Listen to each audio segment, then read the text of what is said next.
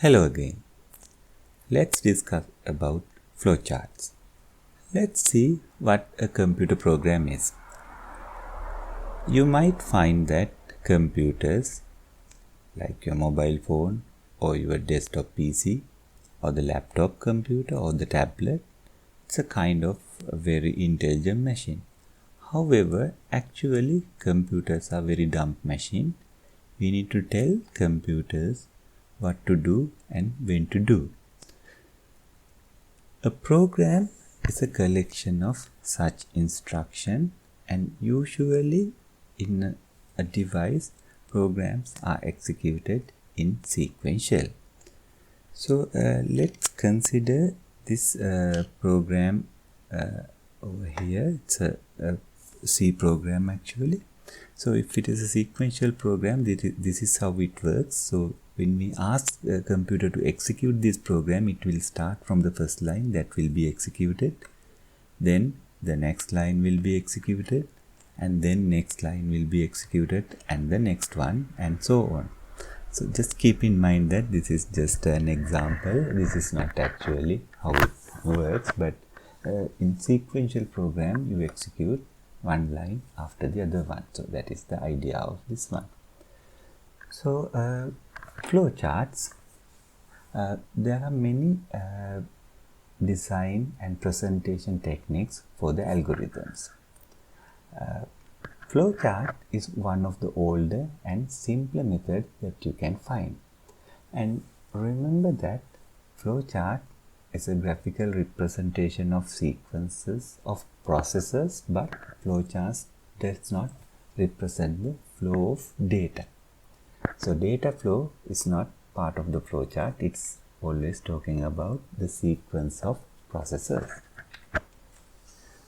In this table, I have given some of the widely used symbols that are interesting to develop flowcharts. So the first symbol is usually you can find this symbol as a oval or rounded rectangle, and we call this is a terminator. So any process you need to start and you need to end that process. So the start and end are represented using this kind of rounded rectangle. Then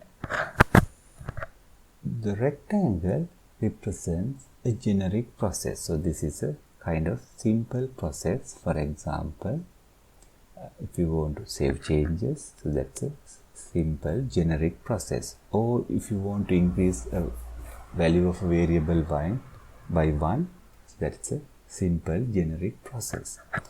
So then we have this symbol. That symbol is called a complex process or the subrouting. So it is not a very simple process. It's like a collection of simple processes.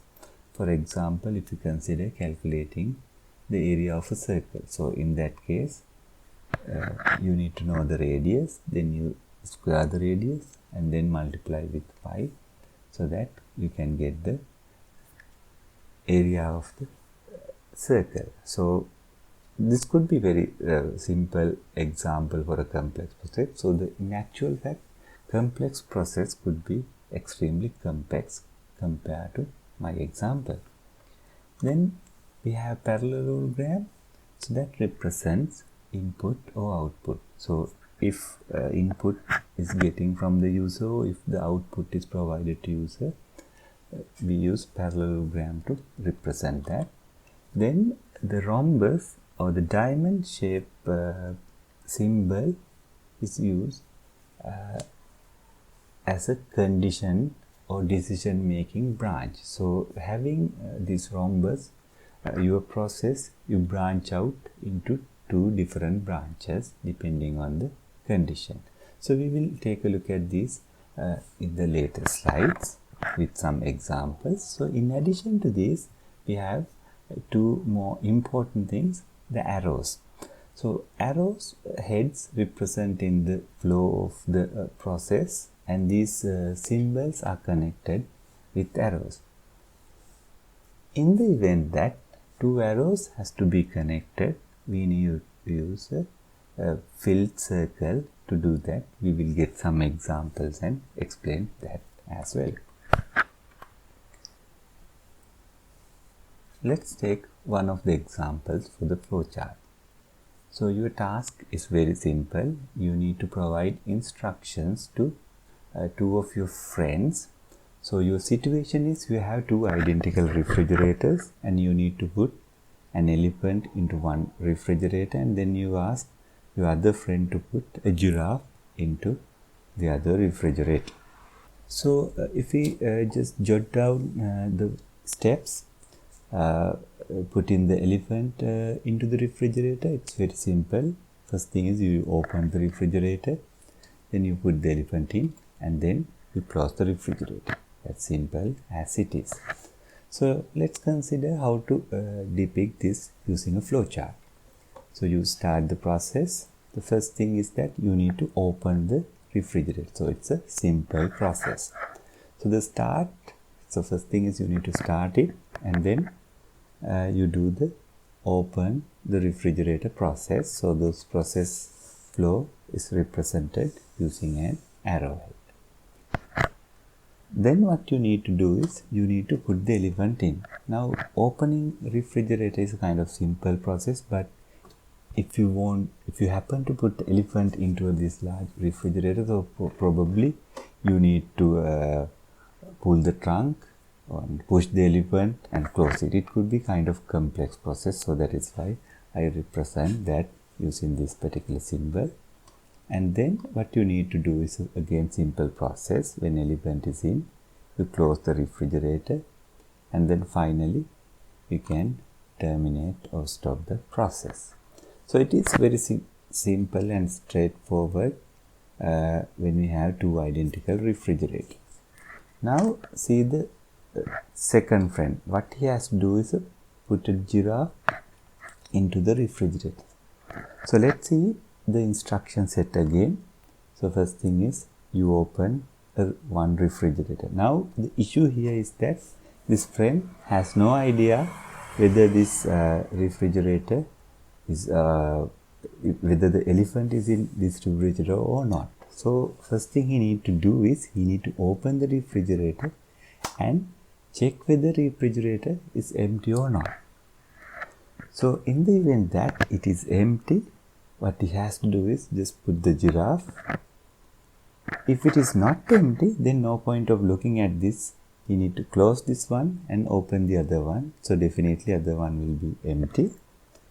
And then you put the giraffe in. So whether it's an empty refrigerator or the secondly found empty refrigerator, so you have put the giraffe in now. You just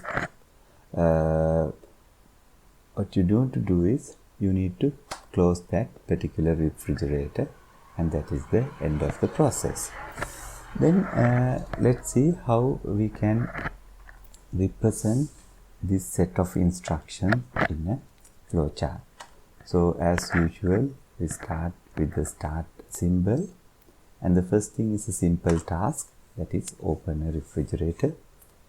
Then there is an observation event. So that is kind of input to the system. See what is inside. So when you open the refrigerator and see what is inside, and then we use this rhombus, that is to take the decision. So if it is empty, you going through one branch, and if it is not empty, you are going through another branch. So it's a decision taking situation. So let's say if it is empty, so what you do is you do this complex process of putting giraffe in. So in the event if it is not empty, now what you need to do is you need to close the refrigerator and open the other one. So now once you have reached this simple process, you have already opened an empty refrigerator. Now you see after that what you need to do is put the giraffe in. So if it is empty, of course you empty one is open, you put the giraffe in. Otherwise you close the filled one and open the empty one, and then you put the giraffe in. So in both cases it's the same process you need to do. put the giraffe in. So now you can see there are two arrows coming in. Just connect it with the filled circle. So after that, it's a simple process you need to do. It's to close the refrigerator and then you terminate the process. Now you might notice that when you use this rhombus to take the decision, by default this branch is the true one, and either right side or left side branch is the false one, or the situation, the branch which act for the no answer for this particular question. And then the other important thing is that this filled circle, so that is when you have two arrows connecting. Now let's move to see another example. Now this is kind of computer type example. So it's a finding a large number. So the user may ask, or the programmer may ask several questions. Do we know the number? How can we find the largest number? Can we report back? How can we report back to the user? If you start developing flowchart for this one, you start the process and then you get number 1, then you get the second number. Sorry, there's a mistake, this should be 2. Then you take the second number, and then what you do is a simple process. You subtract number 1 from number 2. So that is the answer for this one. How can we find the largest of the two numbers? So once you do this subtraction and assign that value to a variable called x, so now you have decision. If x is positive, that means number 1 is larger than number 2. In that case, x is positive. You print. So this is again IO. So you print that to the user. You print number 1. So if x is not positive, that is negative, number 2 is the larger number. So you print number 2. So whether you print number 1 or number 2, then what you need to do is just stop the program. So remember that since we are connecting two arrows or the two lines, we put filled circle here. So there are few advantages or the reasons why flowcharts are important.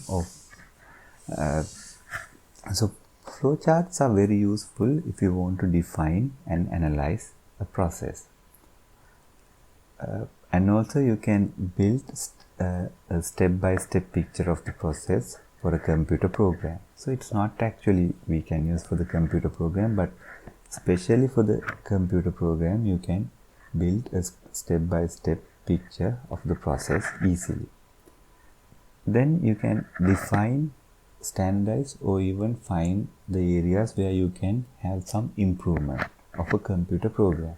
Now if you don't draw a flowchart, sometimes there could be a situation where you need to take a decision, and if so you check some condition. If that condition is not satisfied, you might not handle it. So probably you need to handle it. So situations like that you can easily find if you draw the flowchart. So the purpose of having flowchart is twofold. One is to design a program. The other one is to document the program. Documenting a program is also another important task. So thank you very much.